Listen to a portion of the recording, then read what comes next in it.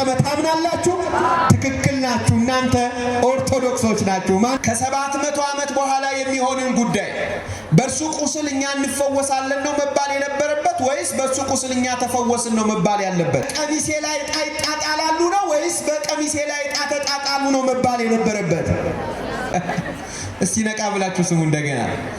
ከ700 ዓመት በኋላ የሚሆንን ጉዳይ በእርሱ ቁስል እኛ እንፈወሳለን ነው መባል የነበረበት ወይስ በእርሱ ቁስል እኛ ተፈወስን ነው መባል ያለበት? እንፈወሳለን ነው። አያችሁ፣ መጽሐፉ ወደ ኋላ የሚሆነውን ጉዳይ ልክ ተፈጽሞ እንዳለቀ ማድረግ መግለጥ ልማዱ። ራሱ ዳዊት መዝሙር 21 ላይ በቀሚሴ ላይ ዕጣ ተጣጣሉ ይላል። ዳዊት ደግሞ ክርስቶስ ከመኖሩ 1000 ዓመት በፊት የነበረ ሰው።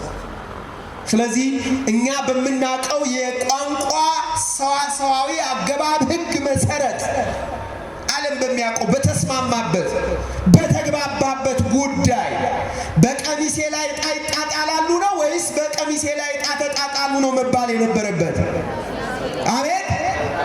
በቀሚሴ ላይ ዕጣ ይጣጣላሉ ነበር። አሁን መጽሐፍ ቅዱስ እያረምን አይደለም። ስሙ፣ መጽሐፍ ቅዱስ ባህል እንዳለው እየነገርኳችሁ ነው። የራሱ የሆነ የማይናወጥ ባህል አለ መጽሐፍ ቅዱስ። ኃላፊውን ቀዳሚውን ኃላፊ አድርጎ መናገር የመጽሐፍ ቅዱስ ልማድ ነው። ስለዚህ ይሄ ጉዳይ የሁላችሁ ክርስቶስ ኢየሱስ በዕለተ ዓርብ የፈጸመው ጉዳይ ነው። በዕለተ ዓርብ ተፈጽሟል። ድህነት ተፈጽሟል። እየሰማችሁ ነው? ድህነት እንደተፈጸመ ታምናላችሁ? ትክክል ናችሁ። እናንተ ኦርቶዶክሶች ናችሁ። ማን ይመስገን? ድህነት ተፈጽሟል። በማ የኛ ክርስቶስ ድህነታችንን ፈጽሟል። ማስረጃ የዮሐንስ ወንጌል ምዕራፍ 19 ቁጥር 30 ላይ ክርስቶስ ሲናገር እንዲህ አለ፣ ወይቤ ተፈጸመ ኩሉ አለ። ሁሉ ተፈጸመ። እስቲ ከኔ ጋር በሉ፣ ሁሉ በሉ እስቲ። ተፈጸመ። ሁሉ ምን ሆነ? በቃ ጨረሰ ማለት ነው። ክርስቶስ ይማልዳል ብሎ መናገር ማለት ምን እያሉ ነው ሰዎቹ? ድህነታችን ኢንኮምፕሊት ነው እያሉ ወይ አልተፈጸመም እያሉ ድህነታችን እንደተፈጸመ ክርስቶስ የተናገረውን ቃል እያስተዋቀሩ ነው ማለት ነው። አላመኑበትም ማለት ነው። ስለዚህ ክርስቶስ ድህነታችንን በመስቀል ላይ ፈጽሟል። የተቤዠን ሞቶ በመስቀል የአማኑኤል አምላካችን ስሙ ለዘላለም የከበረ የተመሰገነ ይሁንልን።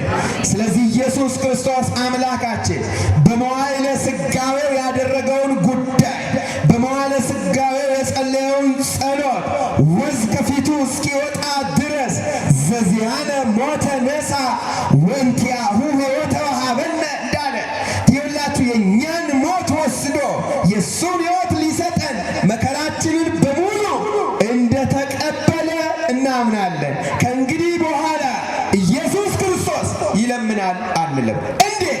ሁለተኛ ቆሮንቶስ ምዕራፍ 5 ቁጥር 11 ላይ እየጻፋችሁ ያላችሁ ሰዎች አድናቆታለኝ። እየሰማችሁ ያላችሁ ሰዎች አድናቆታለኝ። እየቀዳችሁ ያላችሁ ሰዎች አድናቆታለኝ።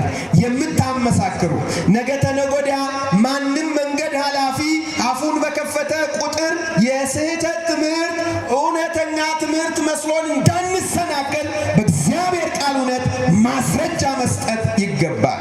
የእግዚአብሔር ቃል እንዲህ ይላል እኮ አንተ ከየት የመጣት ነገር ነው የምትናገር ብሎ አፉን መዝጋት ስለሚገባ እንዲህ ተብሎ ተጽፏል።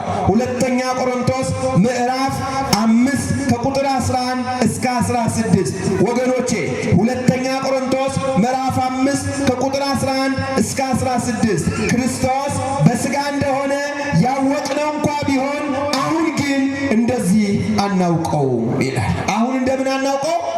እንደዚያ በሥጋ ወራት እንደነበረው አናውቀውም። እንዴት ነው የምናውቀው?